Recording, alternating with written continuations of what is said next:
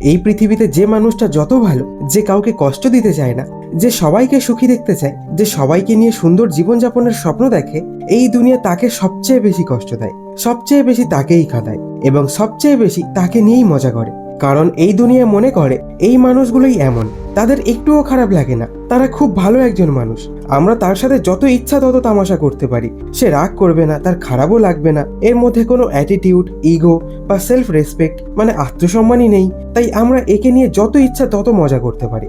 কিন্তু কেউ এটি বোঝার চেষ্টা করে না যে সেই ব্যক্তিরও খারাপ লাগে, সে অ্যাটিটিউড দেখায় না, ইগো দেখায় না, সবসময় ইনোসেন্ট হয়ে থাকে, তার মানে এই নয় যে সে একটি খেলনা, তার কোনো ফিলিংস নেই, মানে অনুভূতি নেই, তার কোনো সেন্স নেই। আর এটি বেশিরভাগই কলেজে ঘটে থাকে। যদি কেউ গ্রাম থেকে আসে, নতুন শহরে নতুন কলেজে যায় এবং সে গ্রামে যেভাবে থাকতো সেভাবে জীবনযাপন করে, বা সে যদি সাধারণ পোশাকে কলেজে যায়, কোনো অ্যাটিটিউড নেই, কোনো ইগো নেই, কোনো ফ্যাশন নেই, তাহলে তাকে দেখে সবাই হাসাহাসি করে, সবাই তাকে নিয়ে সমালোচনা করে, সেই ব্যক্তি সবার হাস্যকরের বিষয় হয়ে ওঠে। সে পড়াশোনায় যতই ভালো হোক না কেন, তবুও তাকে নিয়ে মাঝে মাঝে ট্রোল করাই হয় এবং তাকে এক দুর্বল ব্যক্তি হিসেবে দেখা হয়। এটাই এই সমাজের কঠিন সত্য। এই সমাজ সবসময় বলে ভালো মানুষ হও, ভালো কাজ করো, কিন্তু এই সমাজ শুধুমাত্র সেই লোকদের সাপোর্ট করে যারা সবচেয়ে খারাপ কাজ করে এবং যারা এই সমাজের 1%ও ভালো করে না। তবুও এইসব লোকজন সবার থেকে সাপোর্ট পায়। Such a hypocrisy. এই দুনিয়া একটা জঙ্গল, আর জঙ্গলের একটা নিজস্ব নিয়ম আছে। তুমি কতটা ভালো, কতটা সত্যবাদী, তাতে কারো কিছু যায় আসে না। তুমি মানুষের কাছে যত বেশি সফট হয়ে থাকবে, যত বেশি ভালো মানুষ হয়ে থাকবে, তারা তোমাকে তত বেশি ব্যবহার করবে। তুমি সবাইকে যত বেশি খুশি করার চেষ্টা করবে, দুনিয়া তোমাকে তত বেশি দুঃখ কষ্ট দেবে। এই দুনিয়া শুধু দুটি জিনিস দেখে, হয় তোমার শক্তি বা তোমার দুর্বলতা। তুমি যদি শক্তিশালী দেখতে হও, তবে দুনিয়া তোমাকে সম্মান করবে, আর তোমাকে যদি দুর্বল দেখায়, তাহলে এই দুনিয়া তোমাকে নিয়ে ঠাট্টা করবে। তোমার মধ্যে এত শক্তি, এত অ্যাটিটিউড, এত আত্মসম্মান থাকা উচিত যে কেউ যেন তোমাকে উপহাস করার চেষ্টাও না করে। This is gangster attitude. Gangster attitude মানে ভিতর থেকে এতটা শক্ত হয়ে উঠবে যে দুনিয়া যেন তোমার সামনে তার অকাতে থাকতে পারে। গ্যাংস্টার অ্যাটিটিউড মানে নিজের ভ্যালুকে বোঝা, কারো কাছ থেকে ভ্যালিডেশন না জিজ্ঞেস করে নিজের সম্মান নিজেই তৈরি করা, এবং এই দুনিয়ার কোনো রুলস ফলো না করে নিজের স্বপ্নের জন্য লড়াই করা। তোমার অরা বা দেহজ্যোতি এতটাই শক্তিশালী হয় যে লোকজন তোমার সাথে চিন্তা ভাবনা করে কথা বলে এবং তোমাকে হালকাভাবে নেয় না। গ্যাংস্টার অ্যাটিটিউড মানে তুমি কিছু না বলেও এই দুনিয়াকে তোমার অকাত দেখাতে পারবে। এবার সময় এসেছে তোমার ভিতরে এমন এক গ্যাংস্টারের জন্ম দেওয়ার যে তোমাকে কোনো কারণ ছাড়াই বিশ্বের সামনে মাথা নত করতে দেবে না, যে তোমাকে একটা মুভির হিরো হিসেবে রাখবে, সাইড কমেডিয়ান নয়। এখন তোমার জন্য আমি একটি চ্যালেঞ্জ রাখছি। তুমি যদি একটি সেকেন্ডও স্কিপ না করে এই ভিডিওটি মনোযোগ সহকারে দেখতে পারো, তাহলে তুমি সেই 99% লোকের চেয়ে বেশি মনোযোগী, ডিসিপ্লিনড এবং মানসিকভাবে শক্তিশালী হয়ে উঠবে, যারা ইনস্টাগ্রামে নোংরা রিলস বা ফেসবুকে শর্ট ভিডিও দাস হয়ে উঠেছেন। আর আমাকে কমেন্টে অবশ্যই বলো যে তুমি কি 1 সেকেন্ডও স্কিপ না করে পুরো ভিডিওটা দেখেছো নাকি দেখোনি। আমিও দেখতে চাই কতজন আছেন যারা তাদের মনকে নিয়ন্ত্রণ করতে পারে। তো চলো গ্যাংস্টার অ্যাটিটিউড কিভাবে তৈরি করবে তার প্রথম স্টেপটি জেনে নেওয়া যাক। Step number 1, physical strength. যে ব্যক্তি শারীরিকভাবে দুর্বল হয় তাকে লোকজন ইগনোর করে বা তাকে অপমানিত করে, তাতে তোমার ব্রেন যতই তীক্ষ্ণ হোক, মন যতই পরিষ্কার হোক, কিন্তু তুমি যদি দেখতে দুর্বল হও, তবে দুনিয়া তোমার মূল্যকে কমিয়ে একদম শূন্য করে দেয়। তোমার ইমোশনস কেউ বুঝতে পারে না, কেউ তোমার স্বপ্ন দেখতে পারে না। তাই গ্যাংস্টার মনোভাব গড়ে তোলার প্রথম স্টেপ হলো তোমার শরীরকে এমন করা যাতে কেউ দেখেই বুঝতে পারে যে এর সাথে পাঙ্গা নেওয়া যাবে না। যখন তুমি জিমে যাও বা তোমার রুমে পরিশ্রম করা শুরু করো, তখন বুঝে নিও যে তুমি কেবল শরীর তৈরি করছো না, বরং প্রতিদিন তুমি সেই সমস্ত লোকেদের উত্তর দিচ্ছ যারা তোমাকে দুর্বল বলে মনে করে, যারা তোমাকে নিয়ে ঠাট্টা করে। গ্যাংস্টার অ্যাটিটিউড কেবল সেই মানুষদের মধ্যে পাওয়া যায় যারা প্রতিটি কষ্টকে পরিশ্রমে রূপান্তর করতে জানে। যখন তোমার শরীর শক্তিশালী হয়, তখন শুধুমাত্র তোমার মাসেলস বৃদ্ধি পায় না, তোমার আত্মসম্মানও বৃদ্ধি পায়। তোমার হাঁটা চলা আত্মবিশ্বাসী হয়, তোমার চোখে এক আগুন থাকে যা মানুষ বুঝতে পারে। একটি শক্তিশালী শরীর শুধুমাত্র প্রদর্শনী নয়, এটি তোমার ভাষা হয়ে ওঠে, যা তোমার পশ্চার, তোমার স্টাইল, তোমার বাইসেপস, তোমার বুক এমন কিছু বলে দেয় যা কথাই বলা যায় না। সুতরাং তুমি যদি গ্যাংস্টার অ্যাটিটিউড চাও, তবে সবার আগে এমন একটি শরীর তৈরি করো যা তোমার প্রতিটি ব্যথা, প্রতিটি প্রত্যাখ্যান, প্রতিটি অপমানের উত্তর হয়।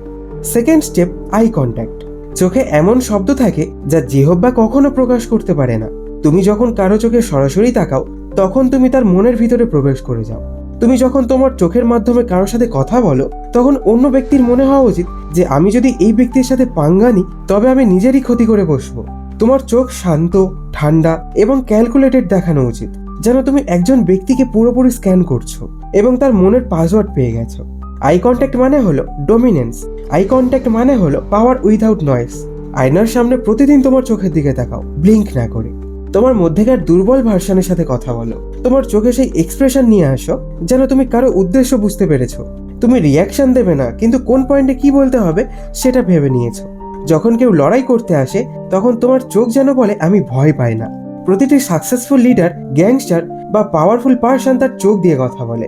তুমি যদি কেজিএফ, পুষ্পা, সালার এরকম ধরনের মুভি বা রিয়েল ডনের ইন্টারভিউ দেখে থাকো তাহলে লক্ষ্য করবে তাদের চোখ সবসময় ফোকাসড, স্টেবল এবং এক্সপ্রেশনলেস হয়। কিন্তু কেন? কারণ চোখ তোমার এনার্জি রিভিল করে দেয়, এবং যদি তোমার চোখের উপর তোমার নিয়ন্ত্রণ থাকে তাহলে বুঝে নাও তোমার অরা অর্থাৎ দেহজ্যোতি অন্যদের উপর খুব বড় প্রভাব ফেলবে। Step number 3, the art of replies. বেশিরভাগ মানুষই কথা বলতে খুব এক্সপার্ট অর্থাৎ পারদর্শী, কিন্তু বোঝার দিক থেকে একদম জিরো।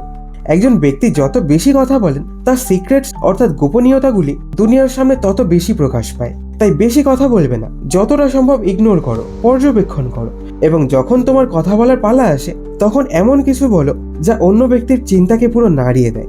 আর তুমি যদি সরাসরি না বলে ডার্ক এবং সাইকোলজিক্যাল উত্তর দাও তখন লোকজন কনফিউজড হবে আর ভয়ও পাবে। যখন কেউ তোমাকে উত্তেজিত করে তখন এটি তোমার প্রথম পদক্ষেপ হওয়া উচিত, সাইলেন্স বা নীরবতা। সাইলেন্স বা নীরবতা মানে অবজার্ভ করা বা পর্যবেক্ষণ করা। তারপর চোখের দিকে তাকিয়ে এমনভাবে উত্তর দাও যেমন, দেখ ভাই, আমি যদি চাই আমি তোর চেয়েও নিচের লেভেলে নামতে পারি, কিন্তু তোর লেভেলে নামা মানে আমার অপমান হবে, তো বাই। এছাড়াও আরেকটি লাইন মনে রাখতে পারো, এইগুলি তোমার হাতিয়ারের একটি পার্ট হয়ে উঠতে পারে। যেমন, আমি সেটা নই যেটা আমি দেখাচ্ছি, আর তুই তা বুঝতে পারবি না আমি আসলে কি। এই কথাগুলো তোমার মানসিকভাবে শক্তিশালী করে তুলবে। তুমি তোমার দুর্বলতাকে তোমার শক্তিতে পরিণত করে মানুষকে কনফিউজ করতে পারবে। তাহলে গ্যাংস্টার অ্যাটিটিউড মানে অবজার্ভ করতে হবে, বুঝতে হবে, প্রত্যেকটা কথার উত্তর দেওয়ার কোনো দরকার নেই, কিন্তু যখন দেবে তখন মানুষ যেন চুপ হয়ে যায়। স্টেপ নাম্বার 4, নো দেয়ার সিক্রেটস। এই স্টেপটি একটি সাইকোলজিক্যাল রিয়েলিটির উপর ভিত্তি করে বানিয়েছি। তুমি যখন মানুষের সম্পর্কে এমন কিছু জানো যা তারা এই দুনিয়াকে বলতে চায় না, তখন তারা শুধু ভয় পায় না, তারা তোমার কাছে মাথা নতও করে। তোমাকে প্রতিটি কথোপকথনে একটি নীরব শিকারী হতে হবে। তোমাকে সবকিছু চুপচাপ শুনতে হবে, বেশি কথা বলবে না, একটি বা দুটি কথা বলো, আর মনোযোগ দিয়ে শুধু তার কথা শোনো, এবং তাদের অনুভব করাতে হবে যে তুমি তাদের প্রায়োরিটি দিচ্ছ। লোকজন তাদের জীবনের সবচেয়ে বড় রহস্যগুলি নিজেরাই প্রকাশ করে। তোমাকে শুধু কেবল পর্যবেক্ষণ করতে হবে। তোমার মন একটি সংরক্ষণাগার হতে হবে। প্রতিটি ছোট জিনিস, প্রতিটি প্যাটার্ন, প্রতিটি অভ্যাসকে তোমার মনে রেকর্ড করা উচিত। কোন লোকটার দুর্বলতা কি, কোন ব্যক্তির ইগো কখন হার্ট হয়। যখন তুমি কারো রিয়েলিটি তার সামনেই রাখতে পারবে তখন তুমি সেই ব্যক্তির জন্য সাইকোলজিক্যাল থ্রেট হয়ে উঠবে। সবকিছু দেখবে কিন্তু কিচ্ছু প্রকাশ করবে না। তোমার ভিতরে কি চলছে তা যেন কেউ না জানতে পারে। তাদের সিক্রেটস তখন ইউজ করো যখন তারা তোমার বিরুদ্ধে যেতে শুরু করে। তুমি যখন কারো সামনে বসবে তখন তার এটি অনুভব হওয়া উচিত যে এই লোকটি যে কোনো সময় আমাকে ভেঙে ফেলতে পারে।